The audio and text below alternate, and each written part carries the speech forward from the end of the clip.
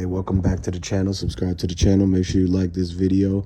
Let me know if y'all rocking with Young Dolph, and let me know where y'all from, man. So because they already looked into Yo Gotti's brother, then they had to look into Yo Gotti, then they had to look into Blac Youngsta.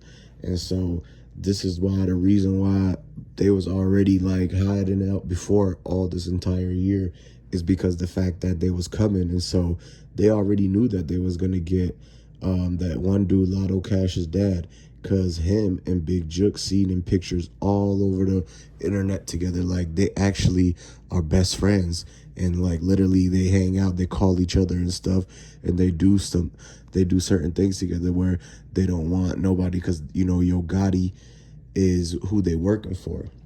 They have to do the street work, all the dirty work for him, and so that's why they're so quick to be getting caught up, is because of who they are. They're basically the front lines of everything.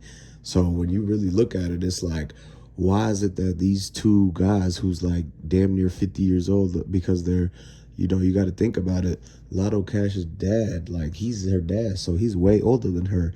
And so what happens is that these two dudes, instead of like pretty much out there trying to spread positivity and pretty much get money, they got this big label, like they could really be out here doing promoting. They could be running a security company, they could be running like a booking company or something. Like they could be doing some type of management. There's a lot of money to be made around them, but they chose basically to go with that whole plot, that whole setup.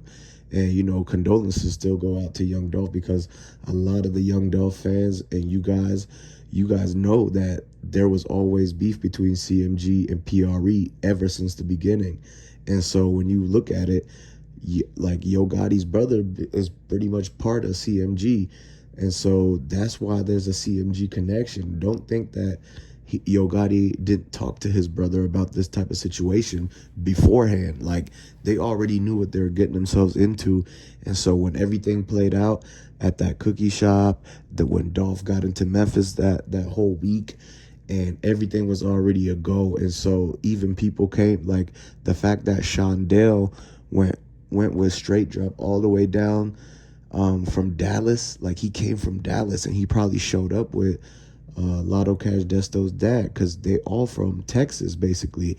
So a lot of people from Texas or from CMG end up like running off to Texas when they do something to go into hiding, and then they come back when there's a plot, the next setup, the next thing that they got to do to basically make ends meet, because they're really not thinking like, you know, the opportunities that surround them. They kind of got their head in the gutters, because you got to see that how CMG is pushing all this basically negative stuff. Like, they trying to push all the street stuff. They're trying to push out here trapping. Like, they're trying to push the whole thing about like being an op, and they're trying to make that be a cool thing. And so that's why you see everybody that they sign talk about the same thing.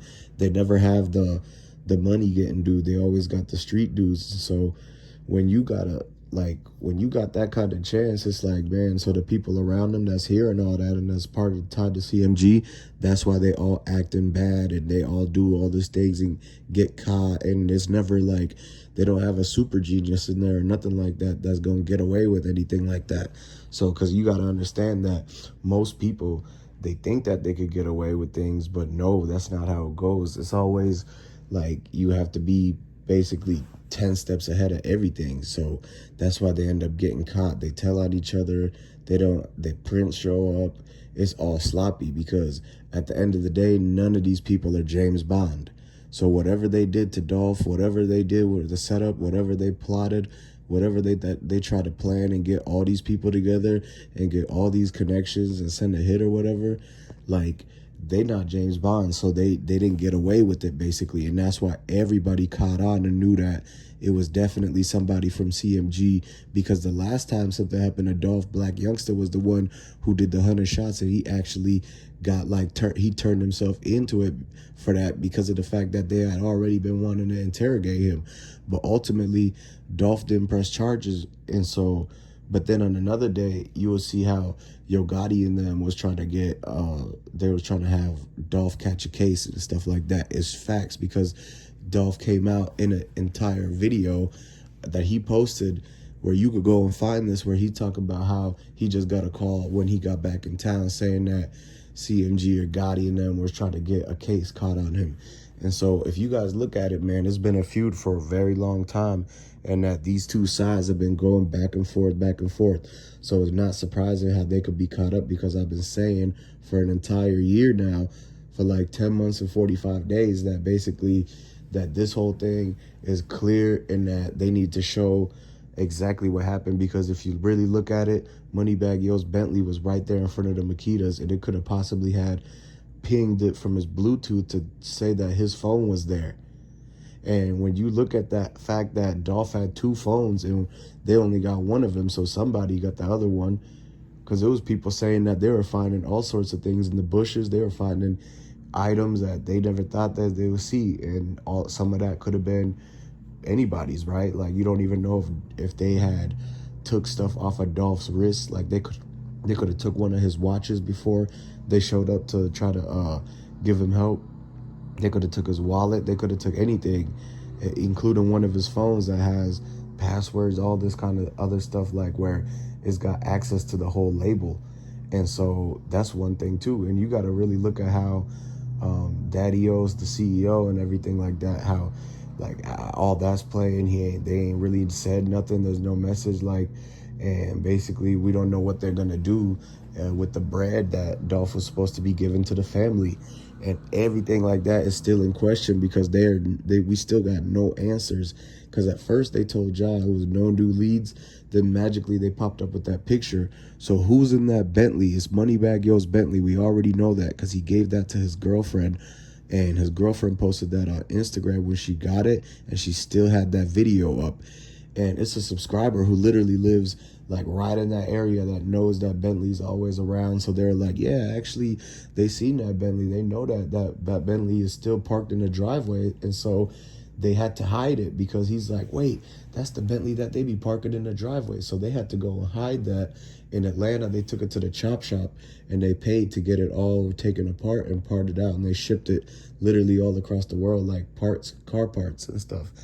And so now they try to get rid of that, but we all know that it's probably most likely to be Yo Gotti and Moneybagg Yo in that car, because who's Moneybagg Yo's friends? Well, his boss, Yo Gotti, who pays him, he's got to be riding with him. He's got to be with him, and they might even have Blac Youngsta in the back seat. You really don't know, because everything is alleged, and they don't want to show you none of the footage about like them, Dolph actually pulling up and driving the car in the parking lot. They don't want to even play none of like that or zoom in to the Bentley. It's only like 3 people who got that Bentley Bentiaga in all of Tennessee. It's a billionaire in Nashville, and it's Yo Gotti and Moneybagg Yo and them. And so when you really like, when they narrow it down and put 2 and 2 together, it should be clear, cut, and dry that this whole thing was basically, it's not what it seems like. Like, they try to tell you, this is random. This is not random. Everything was basically either planned or that they was playing their parts.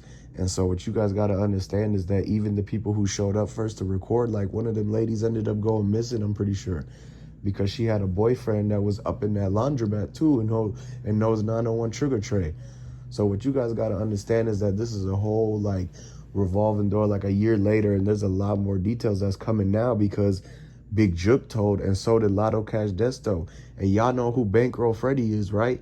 Well, Bankroll Freddy just got hit with a RICO like 2 weeks ago, and he might have known some stuff, or some people from his crew might have known some stuff, and that's how everything went underway. And so, because Bankroll Freddy is tied up right there with Memphis.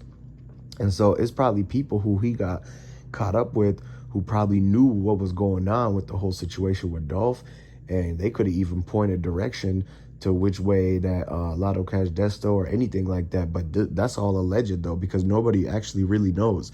And so, but the scenario could have played out like that. You really never know. But make sure you guys subscribe to the channel, like this video, and comment down below, and I'm going to catch you on the next one.